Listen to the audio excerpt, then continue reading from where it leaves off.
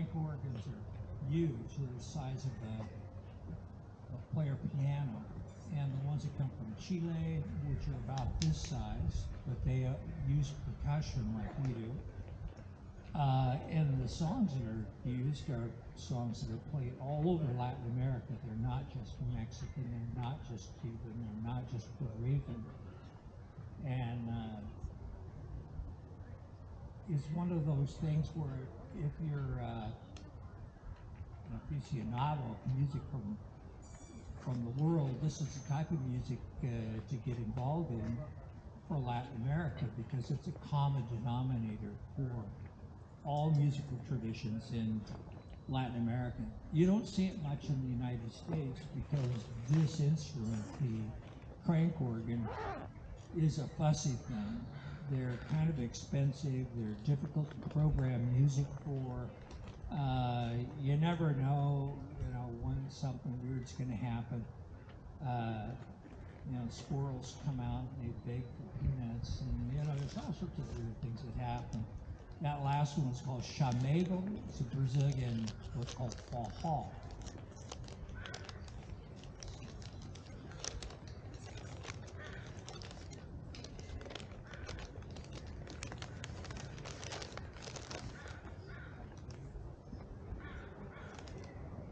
This one's called Juazeiro, another one from Brazil.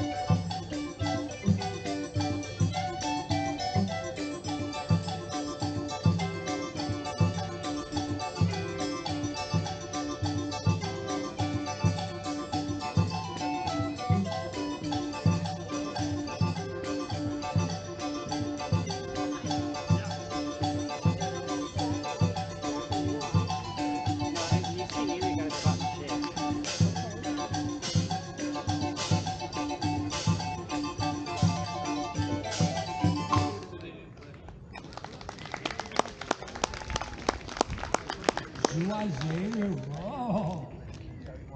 Well, I can tell they don't have security on it. Hey, Robbie. Jana. These people are so old. I can tell you. I won't do that.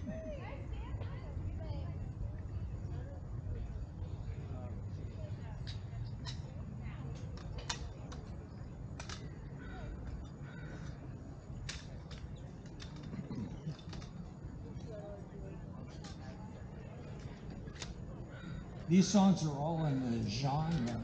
If you went into a record store in Brazil, there would be a sizable section, depending on what part of Brazil you were in, for stuff called forró. And forró comes from the English for all.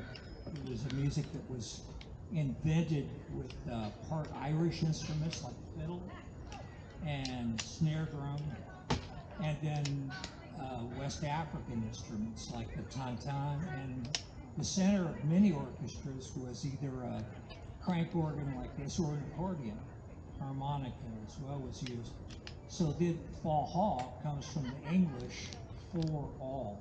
So this music was for everybody. So they had to play a little bit of this and a little bit of that, and it was extremely eclectic music and absorbed music from all over the world through ethnic groups that came from Germany, Ireland, Angola, all over. And this type of stuff, this type of thing happened in the United States. Was about the same time that ragtime was developed. You think about Scott Joplin playing a European piano. Something's happened there, and America's famous for it. Brazil is too, if you're into Latin American stuff. This one's called Asa Branca, White Wing.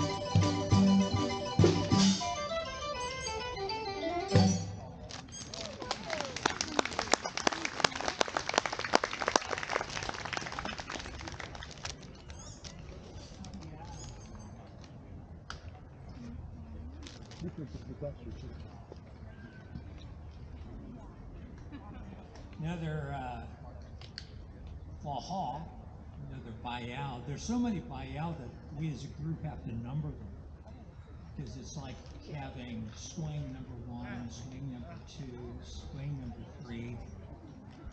Hey, he's always out. That's a second woman I've seen him squeeze on. And the wife is in here. Yeah, this guy that wrote all the songs in this set that we're doing is called Luis Gonzaga, who passed away not too long ago. Excellent singer, played accordion, was sort of single-handedly responsible for the fall movement becoming very popular. If you go to the northeast of Brazil, you're going to see the real Brazil. The Brazil that's in the southeast, where I lived for a while, is a concrete nightmare. It is something else. It's ugly. I'm not kidding. It's bad. When I was born in 1948, right, and Harry Truman was president, well, Sao Paulo had a population of about 50,000 people. Today it has a population of over 20 million and is larger than Tokyo and Mexico City, so they say. I don't know what kind of tourist draw that would be. We've got more pollution than any other. So what this brave man of this Gonzaga did was he went down into the evidence and he realized, just like in America, a lot of people from the South, in Chicago, in Detroit, and other places in the North, they're working out there. Well, the same thing was happening in reverse. In Brazil, they were moving from the north down to the south. So there was a big market for performance groups and for recordings and you name it. Very big deal. I mean, today, it in sertanejo was another type of folk music from the sticks, right? The people that are farmers primarily are into it, and bus drivers and truck drivers. Uh, these musics are the most popular musics in Brazil. People always think, oh, they must just everybody loves samba. No, my brother-in-law's rendition of was it? I hate samba. That's all they play during carnival. It's terrible. You have to leave town. In fact, that's why we own a house out in the sticks there, so it's as far away from carnival as you can be.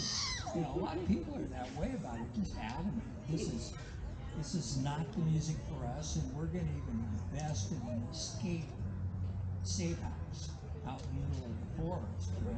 Wow. You know, to keep an open mind about it, Carnival can be a really cool thing too, but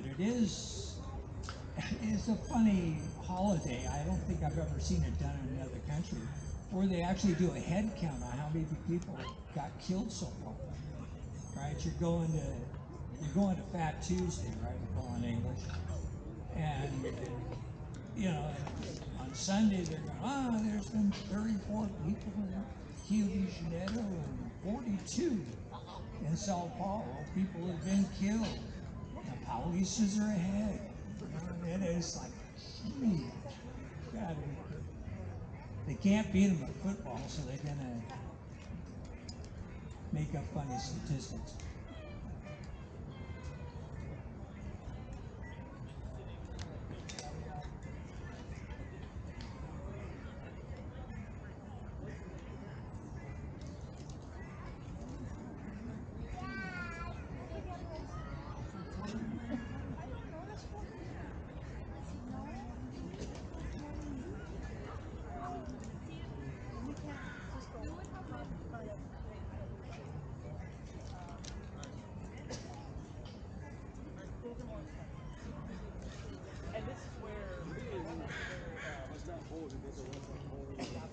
There's a hole here?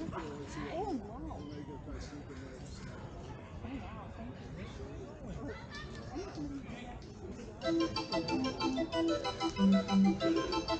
This is Sabia.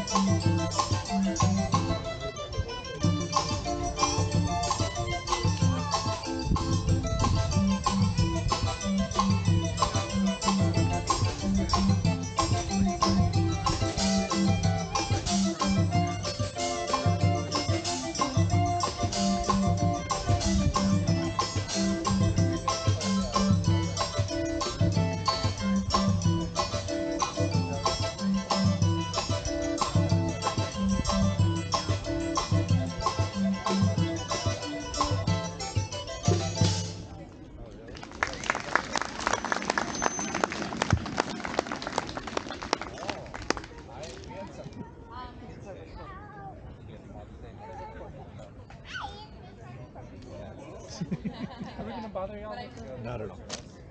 Sure. Yep. Three guitar players here. That's awesome. Yeah. He grabbed it and ran right up. Uh-huh. There you go, kids. And you got it So upside one down of like the that. attractions in North Brazil is what's called a mangaio. Mangaio is I don't know what you call it. It's kind of dense. It's like in Brazil they refer to it as hippie day. Hippies have them too, so you get an idea of mangaio is. Mangaio is a market for just about anything. I mean anything is presented. Right? And, street food, the best quality, clothes, shoes, everything that you can imagine is presented. The house I had in Santo André, my house was sort of the special house that got to have the mangaio right in front of my front door. And the reason for it was that they had fixed some holes in the sidewalk, right? And so they don't use concrete mixers. They throw so many shovels of sand, so many shovels of concrete, they mix it up. It turns into kind of a, pancake batter consistency. And then when they get done, they just, smooth it off. They don't clean up what's on the street and leave it there. Because those are great to build bonfires with. So mine had a huge one. Somebody did some building at my house at one time. And these mangaios are famous for having some of the best street musicians you'll ever hear. All right. So here's a song again by Luis Gonzaga called Mangaio.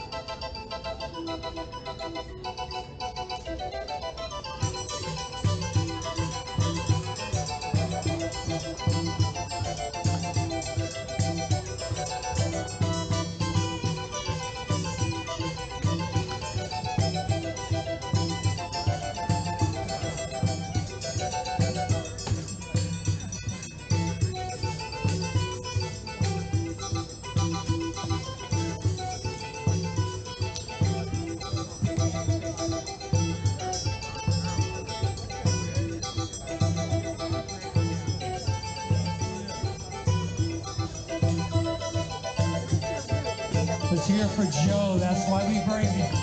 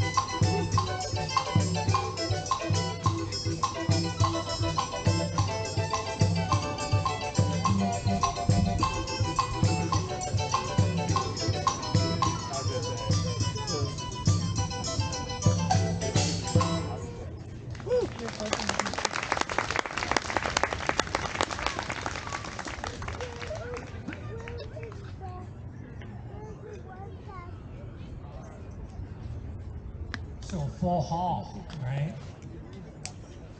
Forró is for all. Why? Well, when you send all these Irish and Scottish rail workers to Brazil, yeah, well, their real dancing, if you know what I mean, is back in Ireland. All right? Their girlfriend's back there, their wife's back there, their other wife is back there, you know. So there's no real formalized way to date, especially if you speak a form of English and they speak a form of Portuguese. It just doesn't work. So they did what they did in America in the West. They had box socials where young ladies that were interested in dating would make a real nice lunch and put it in a box and have her name written on the outside, and then they'd sell these, right?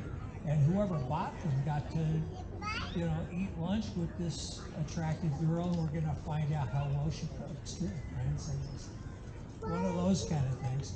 And these events were for all. They were for all, right? For all.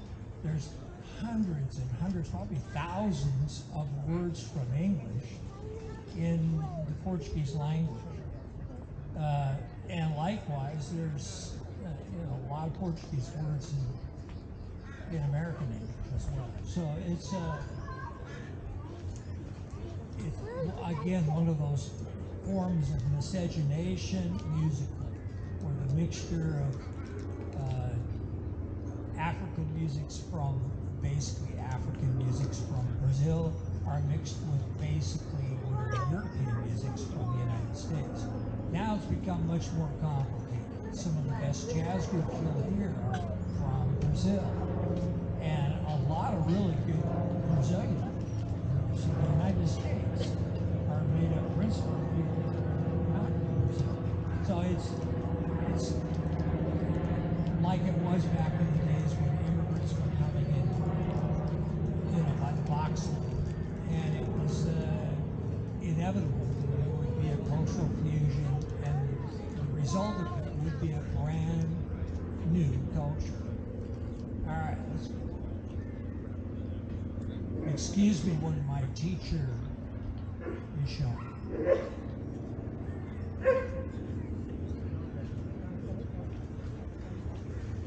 I taught for over 40 years, and it's a real bad habit to get into. You know, sometimes my wife is going, "Oh, he's doing it again." And I hand out notes and stuff to my wife. You know, she's like, "Oh."